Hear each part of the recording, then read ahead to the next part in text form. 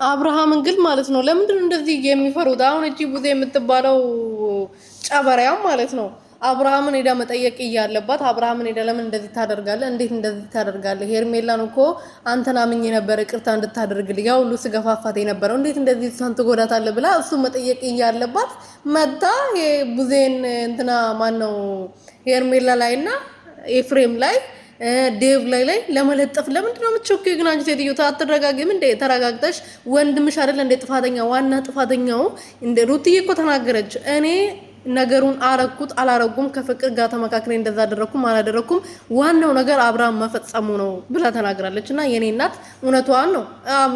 አብ ፍቅር ማን ነው ሩትዬ ባዘጋጀች ቁጥር ከዚህ ሴት ጋር ይሁን ብላ የሆነ ነገር ባደረገች ቁጥር እሱ ሄዶ መጋደምና መላላስ አለበት። ወንድ ልጅ አይደል እንደ ቆፍጠና አይልም እንዴ? ስለዚህ የአብርሃም ማንነት ባጭሩ ሩቲ ማረገች አላረገችውም ማንንም አደረገ የአብርሃም ማንነት ወጣ አይደለ?